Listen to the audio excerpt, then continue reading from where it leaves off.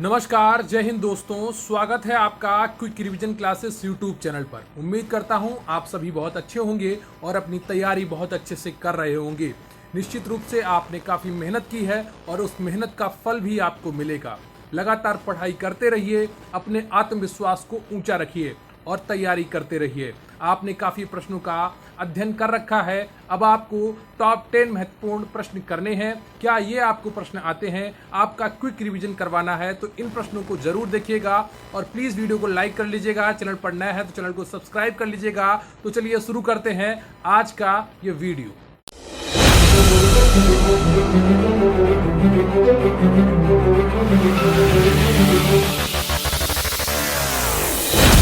आपकी तैयारी बहुत अच्छी हो रही है, जरा सी भी बोरियत हो तो थोड़ा बहुत खुद को मोटिवेट करने की कोशिश करिए, क्योंकि आपका लक्ष्य है तो लक्ष्य आपने निर्धारित किया है तो मेहनत भी आपको करनी पड़ेगी। लगातार सिलेबस को पलट कर देखना भी आपको ही पड़ेगा। आपका स्वयं के प्रति जो व्यवहार है वही आपकी जो आने वाला समय है उसकी नियति तय करेगा। तो इसलिए अपने आप को मोटिवेट करते रहिए, अपनी सिलेबस के साथ जुड़े रहिए, अपनी तैयारी करते रहिए और निश्चित रूप से सफलता आपको मिलेगी। मेरी शुभकामनाएं सदैव आपके साथ हैं।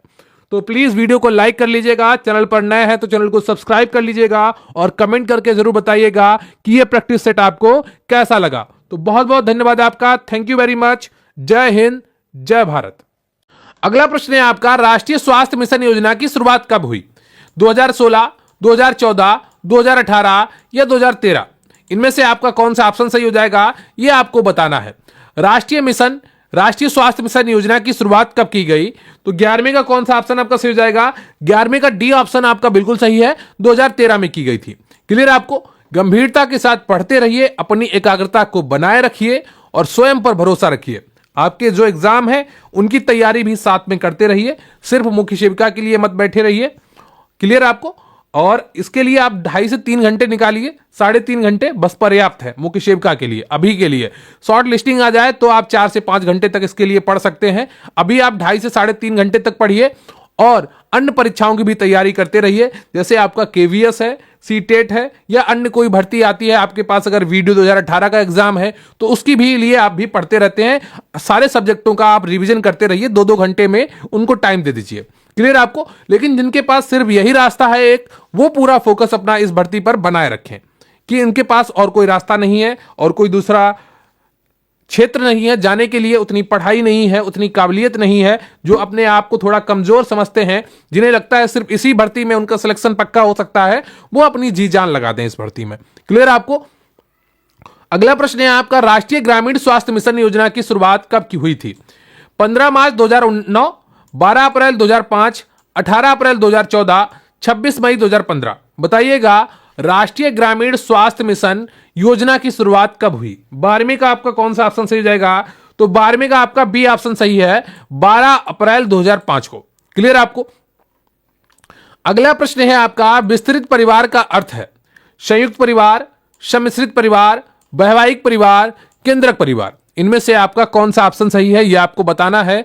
विस्तृत परिवार का अर्थ है संयुक्त परिवार, सम्मिश्रित परिवार, वैवाहिक परिवार, केंद्रक परिवार? तो 13वें का आपको जो सही ऑप्शन है आपका वो बी हो जाएगा, सम्मिश्रित परिवार। क्लियर आपको? अगला प्रश्न है आपका, जनसंख्या के इतिहास में किस वर्ष को महान विभाजक वर्ष की संज्ञा दी गई है? तो उम्मीद करता हूं आप सभी को यह ऑप्शन बिल्कुल रट गया होगा, कोई भी इसमें डाउट में नहीं होगा। फिर भी आप बिल्कुल सही उत्तर बताइएगा। ए 1911, बी 1951, सी 1921, डी 1932? तो बताइएगा इसमें कौन सा ऑप्शन आपका सही हो जाएगा। तो 14वें का जो सही ऑप्शन है आपका वो सी है, 1921 है। क्लियर आपको? अगला प्रश्न है आपका, भारत में किस वर्ष जेंडर बजटिंग को औपचारिक रूप से लागू किया गया? बताइएगा, भारत में किस वर्ष जेंडर बजटिंग को औपचारिक रूप से लागू किया गया? ए 2002, बी 2005, सी 2007, डी 2008? तो इनमें से आपका कौन सा ऑप्शन सही है यह आपको बताना है। भारत में किस वर्ष जेंडर बजटिंग को औपचारिक रूप से लागू किया गया? 15वें का आपका कौन सा ऑप्शन सही है? तो 15वें का आपका बी ऑप्शन बिल्कुल सही है, 2005। क्लियर आपको? अगला प्रश्न है आपका, भारतीय संविधान के किस अनुच्छेद के अंतर्गत शिक्षा का मौलिक अधिकारों के रूप में लागू किया गया था? ए अनुच्छेद 14, बी अनुच्छेद 21, सी अनुच्छेद 21 का, या डी अनुच्छेद 16? बताइएगा भारतीय संविधान के किस अनुच्छेद के अंतर्गत शिक्षा का अधिकार मौलिक अधिकारों के रूप में लागू किया गया था? तो 16वीं का आपका कौन सा ऑप्शन सही हो जाएगा? 16वीं का आपका जो ऑप्शन सही है वो सी है। क्लियर है आपको? कौन सा सही है? सी ऑप्शन आपका बिल्कुल सही है। अगला प्रश्न है आपका, दहेज निरोधक संशोधित अधिनियम 1986 के अंतर्गत दहेज के दोषी पाए गए व्यक्ति को कितना जुर्माना किया जा सकता है? ए 10,000, बी 15,000, सी 20,000, डी 25,000? इनमें से आपका कौन सा ऑप्शन सही है यह आपको बताना है। दहेज निरोधक संशोधित अधिनियम 1986 के अंतर्गत दहेज के दोषी पाए गए व्यक्ति को कितना जुर्माना किया जा सकता है? तो 17वें का आपका जो सही ऑप्शन है वो बी है, 15,000। क्लियर आपको? अगला प्रश्न है आपका, R.W. कोनेल के अनुसार लिंग क्रम पद किसे संदर्भित करता है? पुरुषत्व तथा नारीत्व के बीच शक्ति संबंध का पैटर्न, विशिष्ट प्रतिवेश के अंतर्गत लिंग संबंधों का विन्यास, समूह में महिलाओं तथा पुरुषों की प्रस्तुति तथा समादर के बीच अंतर, पुरुषों तथा महिलाओं के बीच सामाजिक रूप में प्रतिरचित अंतःक्रिया? बताइएगा इनमें से कौन सा ऑप्शन आपका सही है। R.W. कोनेल के अनुसार लिंग क्रम पद किसे संदर्भित करता है? तो इसका कौन सा ऑप्शन आपका सही हो जाएगा?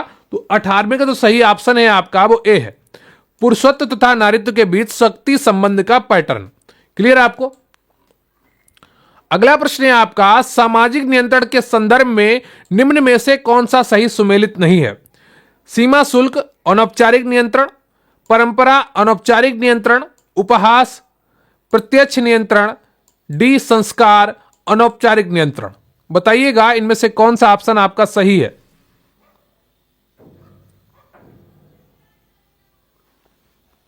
बताइएगा 19 का आपका कौन सा ऑप्शन सही हो जाएगा? तो 19 का जो सही ऑप्शन है आपका वो कौन सा है? वो आपका सी है। क्लियर आपको? उपहास प्रत्यक्ष नियंत्रण। अगला प्रश्न है आपका, योजनाबद्ध सामाजिक परिवर्तन कहलाता है आंदोलन, प्रगति, विकास या वर्ग संघर्ष? योजनाबद्ध सामाजिक परिवर्तन क्या कहलाता है यह आपको बताना है। एबीसीडी में आपका कौन सा ऑप्शन सही हो जाएगा?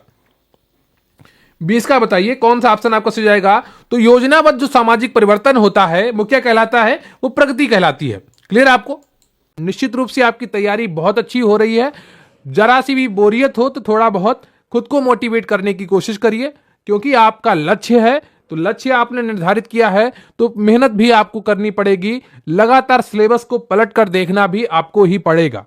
आपका स्वयं के प्रति जो व्यवहार है वही आपकी जो आने वाला समय है उसकी नियति तय करेगा।